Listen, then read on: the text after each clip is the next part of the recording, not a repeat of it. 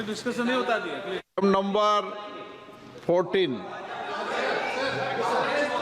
बैंकारी विधिया संशोधन विधेयक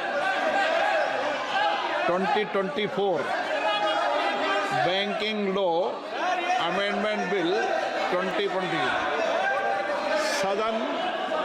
सदन नियमों प्रक्रियाओं से चलता है और नियम प्रक्रिया में हमारे लोकसभा में ये है कि स्टेटमेंट के बाद कोई भी सप्लीमेंट्री प्रश्न नहीं पूछा जाता।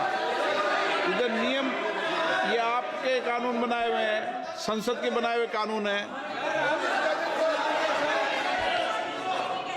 Honourable finance minister.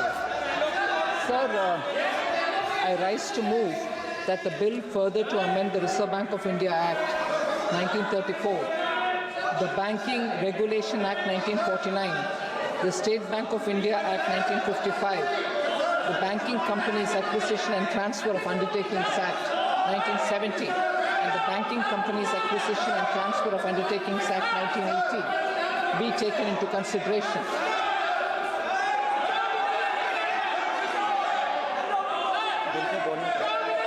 आप कुछ बोलना चाहते हैं? Silent. I'll reply, sir.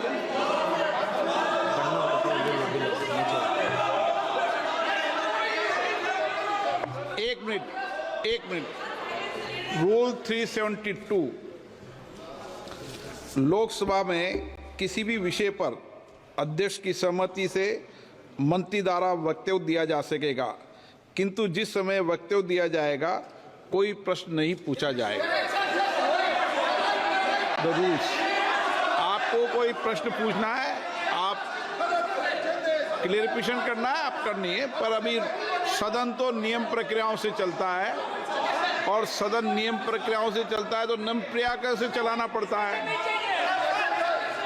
Okay, honourable finance minister. Notice दे दे। आप नोटिस दे दीजिए, मैं देख लूंगा उसको। Sir, in the Union Budget of 23-24, sir, it was announced, and I had read it. I like to quote, sir, to improve bank governance and enhance investors' protection. Certain amendments to the Banking Regulation Act, the Banking Companies Act, and the Reserve Bank of India Act are proposed, unquote, sir. So in order to achieve the same, amendments to the following acts are being proposed through the banking laws. So बोलिए कौन सा rules है, बताइए rules.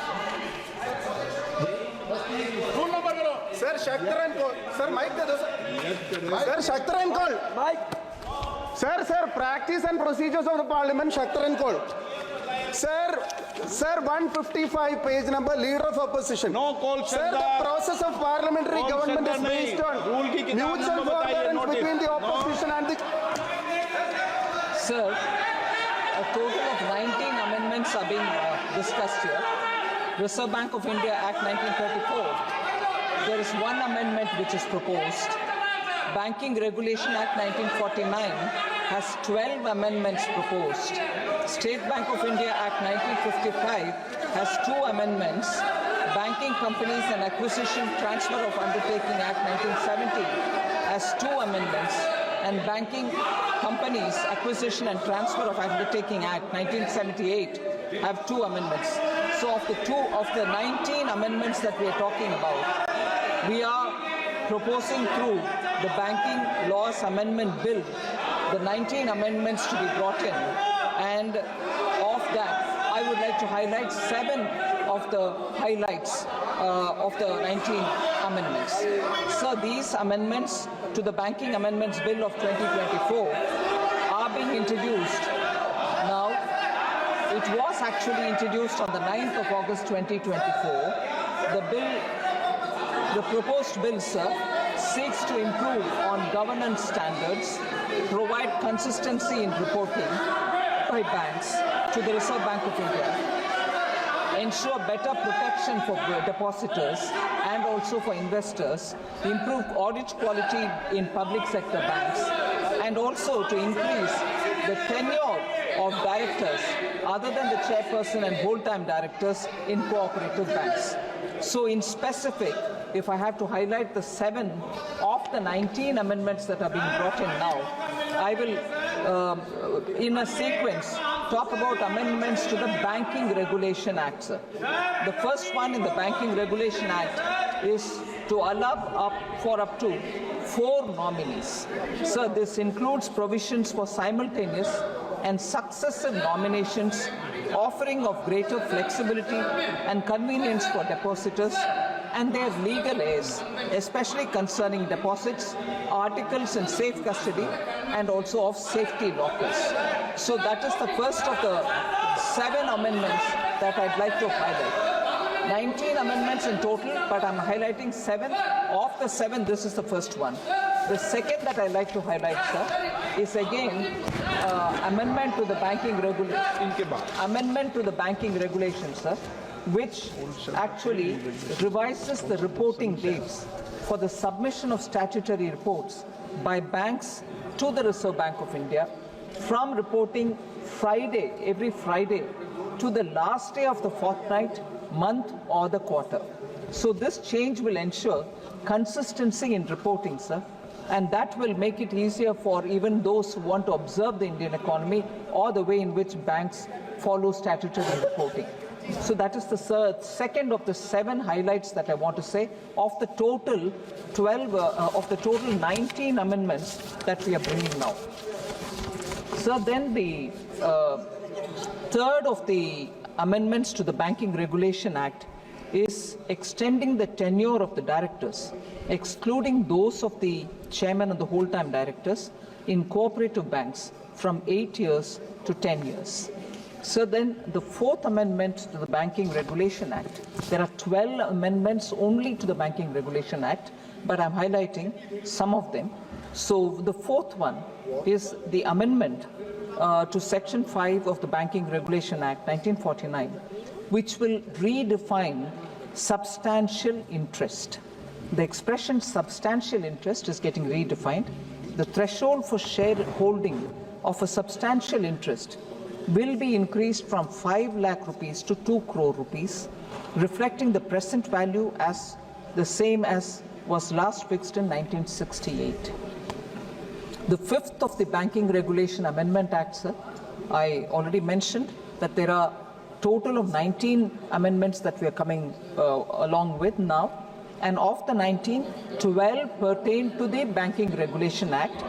So the 5th one is amendment to subsection 3 of the section 16 of the Banking Regulation Act to allow a director of a central cooperative bank to serve on the board of a state cooperative bank. Normally, sir, in bank, when you appoint directors, they can hold the position of a director only in one institution and not in more. However, the cooperative bank structure, unless a person is elected to one layer of the cooperative, they can't get into the next layer, and as a result, they will necessarily have to hold position in more than one place. So we're making the Banking Regulation Act consistent with that provision so that they are in alignment with the cooperatives that are in banking area. Obviously, I would like to mention for clarification's sake through you, sir, to the Honorable House, that when we're touching matters related to cooperative acts, I think that's very important for me to clarify right at the beginning, that it is only the banking aspects of cooperatives, those cooperatives which are functioning as bank as well, only in their banking activity are these amendments going to come into play once the House passes it. The other activities of the cooperatives, like primary agriculture society, cooperative society, and so on, we have nothing at all to do with these amendments. They are cooperative activities, but we are looking at the banking activities. So, amendment to subsection C3 of the 16th, section 16 is for allowing a director in the Central Cooperative Bank to serve on the board of a state cooperative bank as well. Sir, the State Bank of India Act has 2 amendments. Of that, one of which I like to highlight here as an opening remark is amendment to Section 41 of the State Bank of India Act 1955 and the Section 10 of the Banking Companies Acquisition and Transfer Undertakings 1980 Act will provide public sector banks with the discretion in determining the remuneration of auditors. This measure aims to improve the quality of audits by giving banks the opportunity to attract the best talent in the market and aligning compensation with the financial capacity of the banks. So these are the proposed amendments. I've highlighted some of them. There are 19 of them. They pertain to at least 5 of the major acts, which are inclusive of Reserve Bank of India Act, Banking Regulation Act 49, State Bank of India Act 55, Banking Companies Act 1970, Banking Companies Act 78.